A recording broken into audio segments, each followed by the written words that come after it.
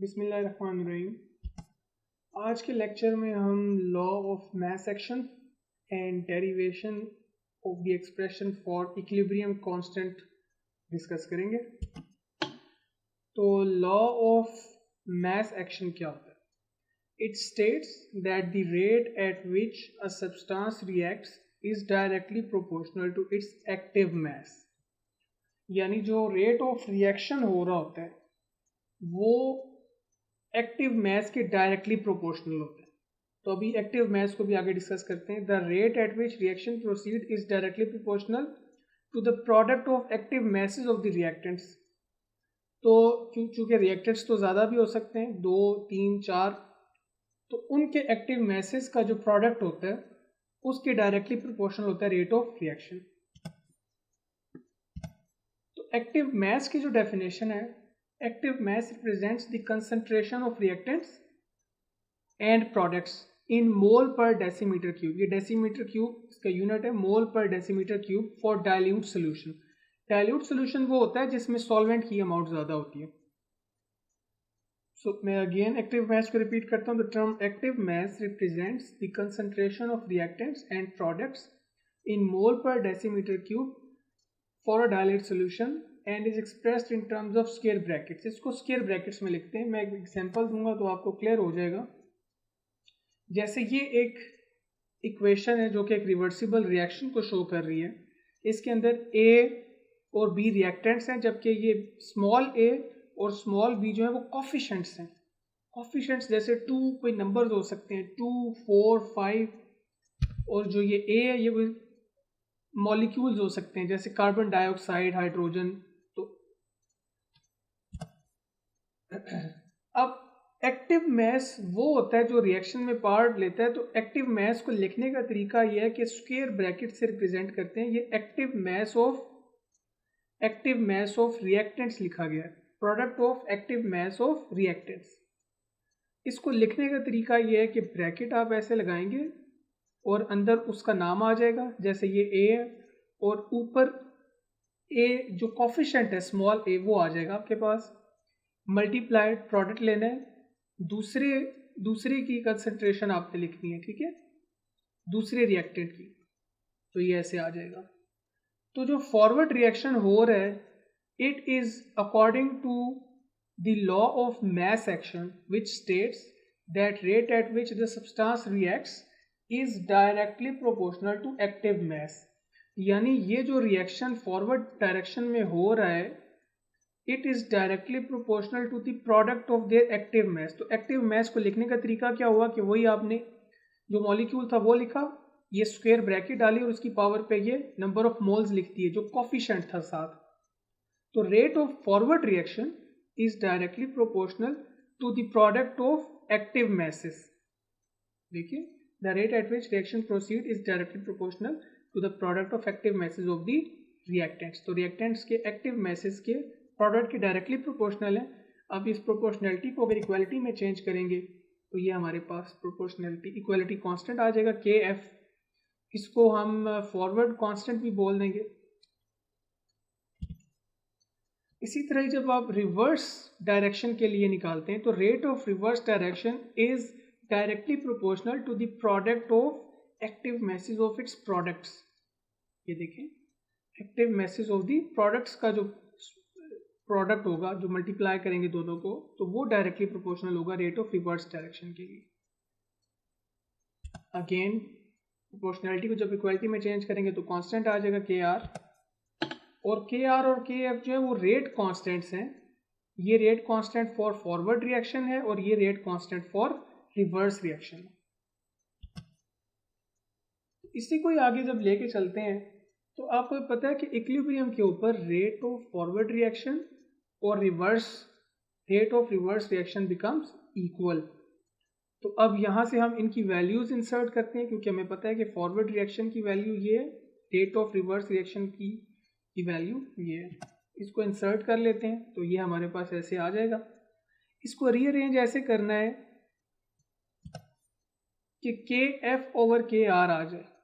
Constant of forward reaction, rate constant of forward divided by rate constant of reverse reaction. यानी इस के are को हम इस साइड पे ले आएंगे और ये इस ए बी जो ये कंसंट्रेशन एक्टिव मैसेज मल्टीप्लाई हो रहे हैं रिएक्टेंट्स के, इनको नीचे डिनोमिनेटर में ले जाएंगे। जो ये के एफ ओवर के आर टर्म है, ये के सी है, ये इक्विलिब्रियम कांस्टेंट है और इसी की हमने डेरिवेशन करनी थी। इसको इक्विलिब्रियम कांस्टेंट भी कहा जाता है। मैं इस चीज़ को दोबारा एक्सप्लेन कर देता हूँ।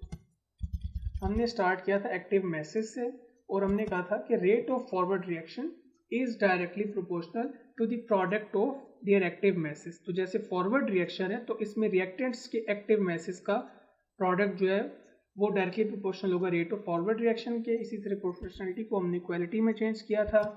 फिर हमने रिवर्स रिएक्शन की बात की थी और रिवर्स रिएक्शन में rate of reverse reaction is directly proportional to the product of active masses of the products. इसी तरह हमने ये प्रोपोर्शनलिटी को इक्वालिटी में चेंज किया था। तो फिर हमने कहा था कि के एफ और जो के आर है ये रेट कांस्टेंट्स हैं। ये फॉरवर्ड रिएक्शन के लिए रेट कांस्टेंट है और ये रिवर्स रिएक्शन के लिए रेट कांस्टेंट है। और फिर आगे हमने ये बात की थी कि जब इक्विलिब्रियम अटेन हो जाएगा at equilibrium state, forward reaction का रेट और रिवर्स रिएक्शन का रेट इक्वल हो जाता है। फिर हमने इनकी वैल्यूज पुट की थी और फिर हमने जब इनको रीअरेंज किया था तो अपने कांस्टेंट निकाल लिया था। इसमें एक चीज़ आपने गौर करना है कि जो के सी निकला है यानी इक्विलिब्रियम कांस्टेंट निकला है, ये ये रेशो है active masses of products divided by active masses of product of the active masses of reactants. तो ये हम आगे भी डिस्कस करेंगे इसको। अच्छा, अब इसमें हम ये देख लेते हैं square brackets indicate the concentration of chemical species at equilibrium in moles per decimetre cube. ये जो ये स्क्वायर ब्रैकेट आ रही है सी के साथ भी है, डी के साथ भी है, ए के साथ भी है, ये हमें ये इंडिकेट करी है कि concentration in moles per decimetre cube किसकी, जैसे यहाँ पे सी की, डी की, ए की। नेचुरली यहाँ पे कोई अकरिंग सब्सटेंस होंगे जैसे ऑक्सीजन हो सकता है, hydrogen, water. The equilibrium constant expression for any reaction can be written from its balanced equation. तो इसका मतलब ये है कि अगर हमारे पास ये बैलेंस्ड इक्वेशन होगी तो हम के सी किसी भी रिएक्शन का लिख सकेंगे और आगे हम एग्जांपल्स भी इसकी करेंगे। The concentration of product is taken in numerator and the concentration of reactant in denominator। याद रखिएगा कि KC के एक्सप्रेशन में न्यूमिरेटर जो कि ये इस लाइन से ऊपर है, VN वाली लाइन से ऊपर है, इसमें हम हमेशा कंसंट्रेशन ऑफ प्रोडक्ट लेते हैं और KC के डिनोमिनेटर के अंदर हम हमेशा कंसंट्रेशन ऑफ रिएक्टेंट लेते हैं। और जो के सी में सी डिनोट करता है कि मोलर कंसंट्रेशन एट इक्विलिब्रियम, ये के सी को क्या रिप्रेजेंट करता है, C denotes that the molar concentration at equilibrium. अब इसकी हम डेफिनेशन पढ़ लेते हैं। Is defined equilibrium constant is defined as the ratio of the product of the concentration of products, concentration जैसे ये प्रोडक्ट है, concentration of products to the product of concentration of reactants. Ratio है, ये ratio है, ratio का मतलब division है। Ratio किसके दरमियान है, कंसंट्रेशन ऑफ प्रोडक्ट्स, जो प्रोडक्ट्स की कंसंट्रेशन हैं जैसे सी की कंसंट्रेशन और डी, इनका product divided by product of the concentration of reactants. मैं दोबारा इसको रीड कर लेता हूँ। Equilibrium constant is defined as the ratio of the product of concentration of products, जो हमारी प्रोडक्ट्स हैं इनकी कंसंट्रेशन का product, to the ratio of the concentration of reactants, to the product of the concentration of reactants. Denominator में again product of concentration of reactants आ गया, each raised to the power equal to the coefficient in the balanced chemical equation. और हर एक जो है उसकी square bracket पे पावर क्या है, वही पावर है जो कि कोफिशिएंट आ रहा है। जैसे सी है तो इसके साथ जो कोफिशिएंट आ रहा है वो इसकी पावर में आ रहा है, ये डी है, इसके साथ जो कोफिशिएंट आ रहा है वो इसकी पावर में आ रहा है, ये ए है, इसके साथ जो कोफिशिएंट आ रहा है इसकी पावर में आ रहा है, ये बी है, इसके साथ जो कोफिशिएंट है वो इसकी पावर में आ रहा है। Kc is independent of initial concentration. शुरू में रिएक्टेंट्स ज़्यादा हैं या प्रोडक्ट्स ज़्यादा हैं, इनसे Kc को कोई फर्क नहीं पड़ता। It's independent of initial concentration. But depends upon temperature, लेकिन टेम्परेचर के ऊपर इसका खास डिपेंडेंसी है। अच्छा, इसको दोबारा मैं ज़रा और इलेबोरेट करता हूँ आपको समझाने के लिए कि जो ये डी है, ये डी, ये it's representing the concentration of product D. ये प्रोडक्ट था डी, और ये वाला जो डी है ये क्या रिप्रेजेंट कर रहा है? कंसंट्रेशन। तो ये जो स्मॉल डी है ये number of moles of D को शो कर रहा है, जो कि कोफिशिएंट भी था, जो कि ये कोफिशिएंट भी था। इसी तरह ये ए जो है ये कंसंट्रेशन ऑफ रिएक्टेंट ए को शो कर रहा है, ये जो बी है ये कंसंट्रेशन ऑफ रिएक्टेंट बी को शो कर रहा है, ये सी जो है कंसंट्रेशन ऑफ रिएक्टेंट सी, और ये सी जो है वो number of moles of product C, ये number of moles of reactants के, सी के रिएक्टेंट के जो नंबर ऑफ मोल्स हैं बी के, वो शो कर रहे हैं। तो अभी हम एग्जांपल कर लेते हैं। ये बुक की एग्जांपल है, लिखा हुआ है coal can be converted into gaseous fuel as methane. Coal reacts with hot steam to form carbon monoxide CO and H2। पहला रिएक्शन क्या है कि कार्बन, कोल रिएक्ट कर रहा है वाटर के साथ स्टीम में, क्योंकि गैसियस स्टेट में और 1000 डिग्री सेंटीग्रेड पे, तो कार्बन मोनोऑक्साइड और हाइड्रोजन बनेगा। These gases react to further give methane। तो अब क्या होगा, क्योंकि ये रिएक्शन तो हो चुका और ये रिवर्सिबल भी नहीं है, तो कार्बन मोनोऑक्साइड और हाइड्रोजन अगेन रिएक्ट कर जाएंगे और methane CH4 plus water gaseous state में हमारे पास बन जाएगा। लेकिन ये रिएक्शन